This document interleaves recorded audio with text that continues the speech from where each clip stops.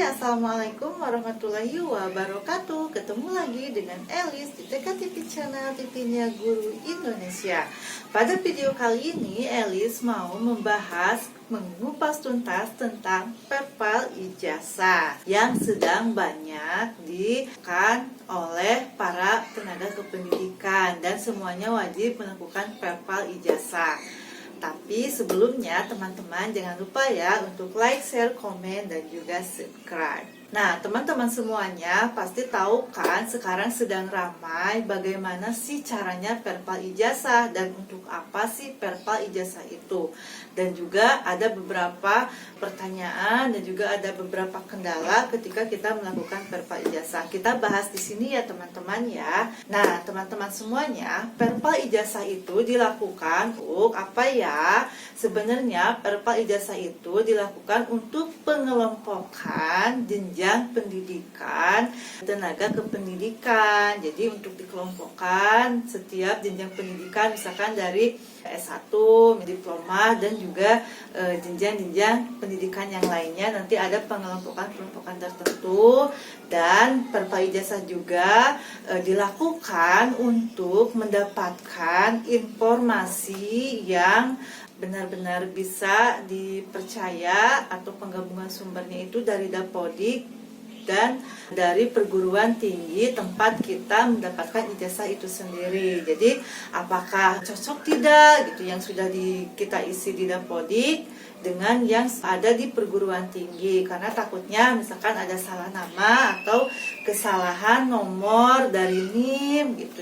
Nah, apalagi nih untuk yang sudah sertifikasi ini sangat berpengaruh sekali, tapi bukan berarti berpengaruh untuk pencairan, tapi berpengaruh terhadap data pribadi kita, khususnya dalam ijazah itu sendiri. Jadi kan kalau udah sertifikasi harus benar-benar ya datanya, misalkan nama kita, perguruan tinggi kita itu ada tidak, misalkan di data ada nggak nama kita di data perguruan tingginya. Jadi nanti yang sudah sertifikasi juga bisa terrealisasi dengan baik kalau misalkan datanya emang sudah benar-benar valid. Perpal ijazah ini teman-teman bisa dilakukan di Info GTK. Nah, bagaimana sih caranya? Caranya kita harus login dulu tentunya ke Info GTK. Nanti ada di situ informasi perpal ijazah. Nah, kita tinggal klik aja perpal ijazah nanti dan akan muncul di situ nama kita dan kita akan mengisi nama perguruan tinggi kita apa.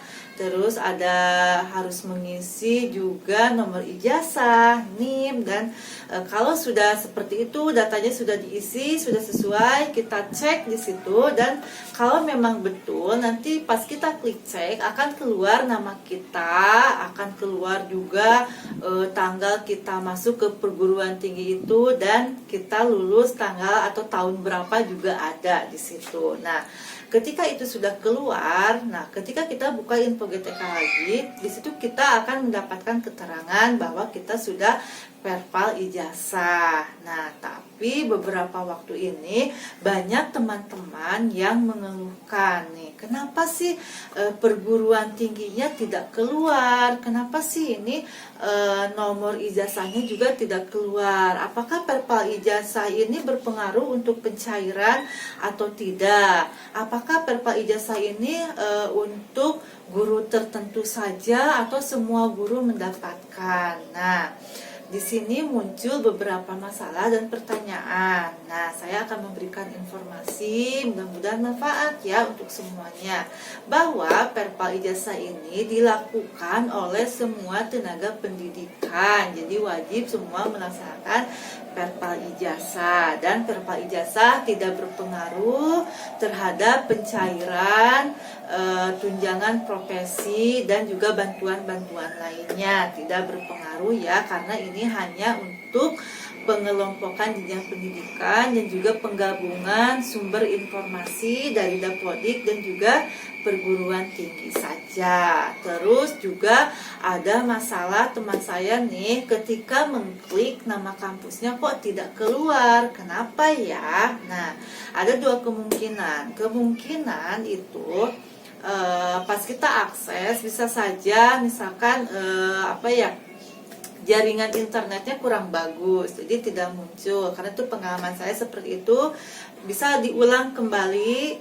Nah, pas diulang, saya alhamdulillah muncul. Tapi ada beberapa teman yang ketika mengulang tetap tidak bisa mendapatkan informasi, tidak bisa searching di situ, nama kampusnya sudah diklik tapi tetap tidak keluar. Nah, apa ya masalahnya?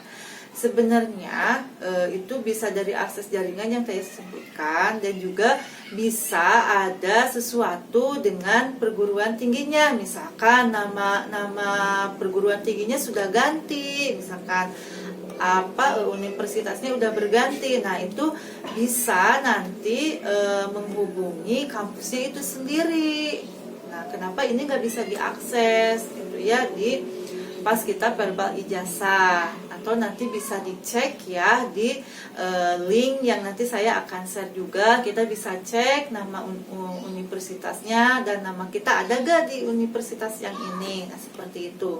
Dan juga ada permasalahan ketika kita mau verbal ijazah, semua sudah terisi, tinggal klik cek, tetapi nomor ijazahnya tidak keluar. Nah, masalahnya apa nih? Ini masalah baru lagi, sepertinya ini sama dengan yang tadi. Bisa jadi karena jaringan internet, dan juga ini bisa jadi servernya gitu ya, sedang ada gangguan. Dan kalau misalkan sudah diulang, kita bisa log out dulu dan kita ulang kembali. Kalau misalkan sudah diulang masih tetap tidak bisa atau tidak keluar nih nomor ijazah kita, sebenarnya itu tidak jadi masalah. Kalau misalkan nama universitasnya sudah keluar, misalkan ya nama kita sudah ada, hanya nomor itu nggak ada, tapi kita di situ udah ada keterangan verbal ijazah sudah dilakukan.